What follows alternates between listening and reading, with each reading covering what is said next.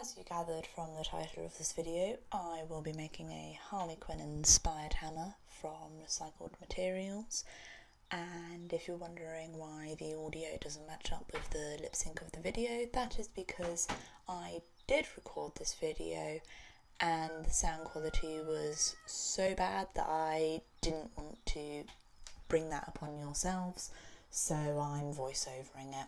Also, apologies for the meowing in the background of this video. I got a new kitten. As all of that being said, let's get into the actual video, shall we? But first, to make a hammer, we need to go to the bin. If you know anything about my videos and about the stuff that I do, I used a lot of recycled items, so the bin is obviously the first step, because where else are you going to get the basis to make a hammer?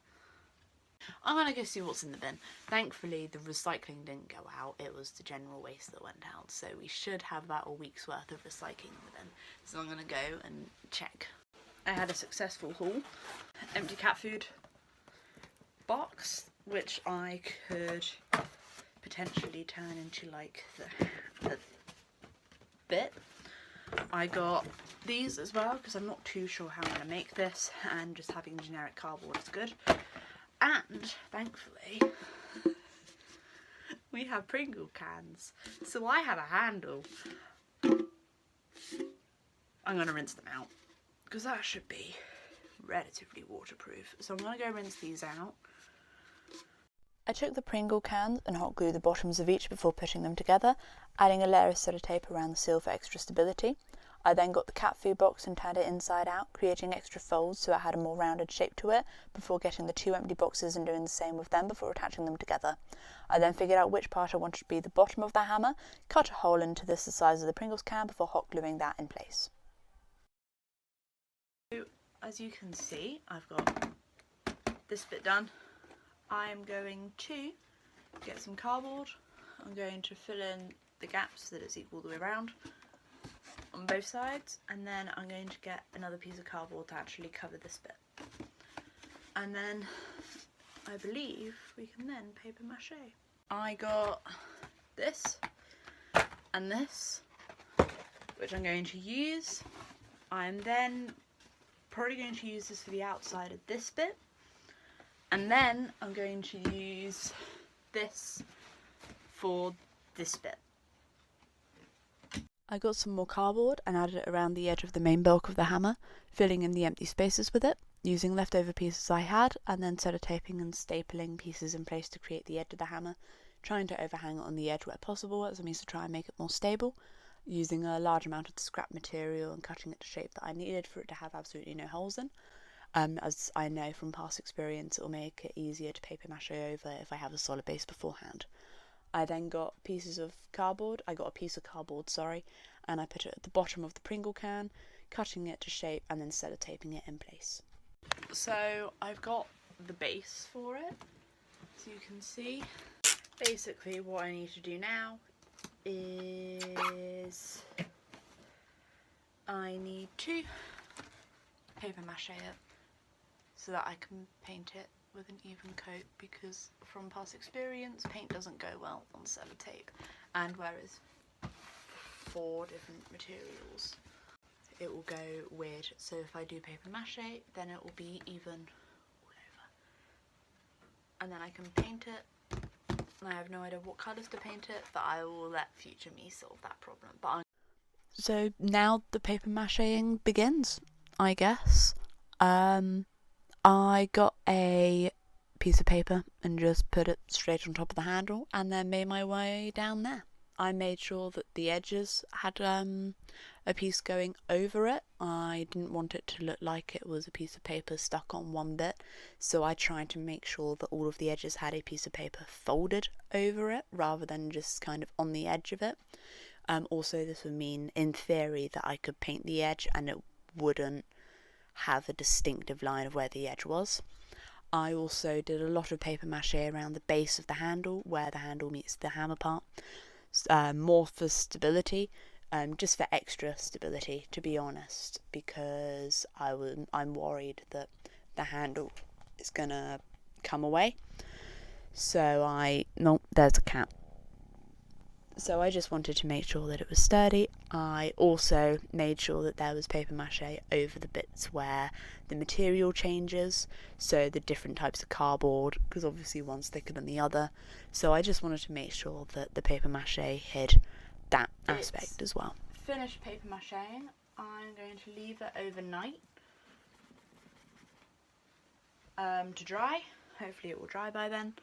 I looked at pictures, and because I was trying to decide what colour to do, I've looked at various pictures and I decided that I'm going to go for black, red and possibly brown.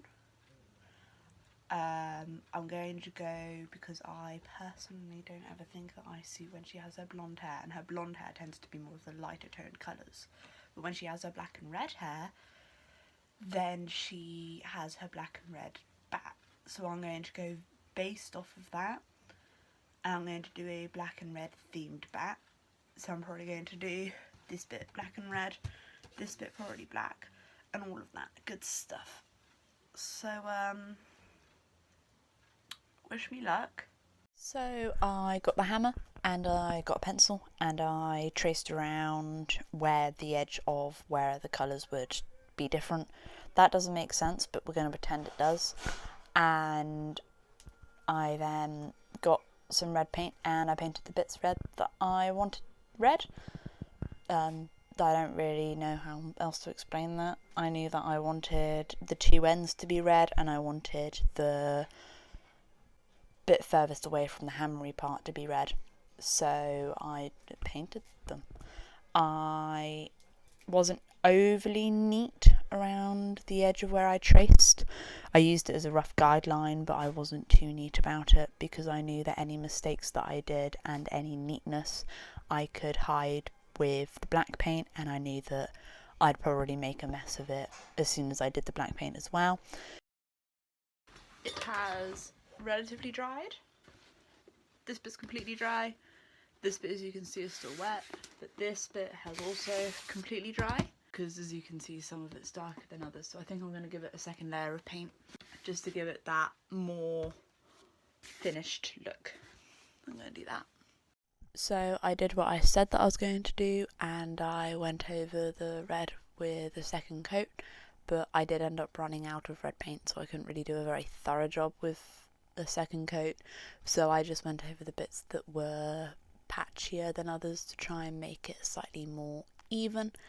I think I did alright with it. I tried as best as I could to do it though. I've done the red painting. It's relatively dry. There are a couple of wet bits still, but the base of it is relatively dry. Hi Zula. Hi Zuzu. Okay. So I'm now going to do one side that says splat and one side that is like a target. I'm going to then paint the target because I'll paint the target white, but I'll do the splat tomorrow when I have black paint. So I got my pencil out and I traced a target on one side and then I traced the word splat on the other. Got the target side first to paint because I had white paint and I didn't have any black paint at this point, and I coloured in two of the circle bits of the target side. I admittedly should have thought this through and not painted it red first because it turned out more pink than white.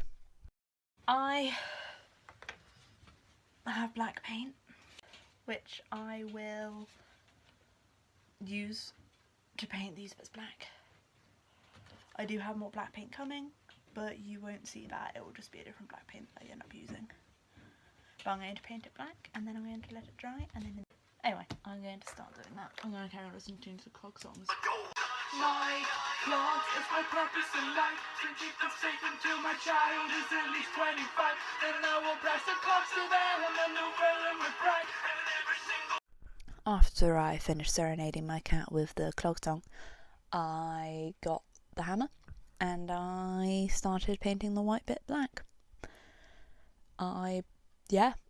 Thankfully I found the black paint, so I painted the bulk of it black, and once I had done this, I'd painted all of it. I didn't get too close to the edge, but I used the big brush to go around as much of it as I could. I then got a thinner brush and I went around all of the edges, and I essentially went over some of the red bit so that it was even all the way around.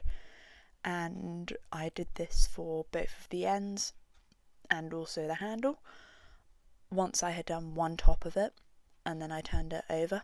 So I did the target bit first before turning it, because then once I had completely painted the main bulk of it, I then painted the splat word so that it could all dry at the same time rather than going back later to do it.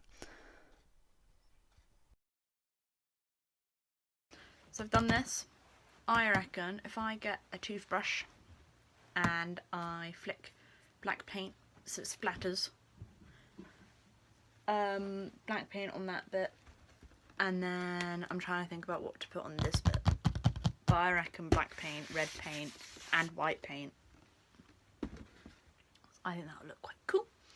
So I am not going to do red paint actually because I've run out, so I'm going to do black paint. Cool. I then did what I said that I was going to do, and I got a toothbrush, ones that I use for makeup and stuff, and I covered it in black paint, and I used my thumb to splatter it over the, well, splat, and also the target once the splat had dried. In hindsight though, I would not recommend doing this over your carpet, especially if you have a white carpet and you're using black paint. I learned that the hard way.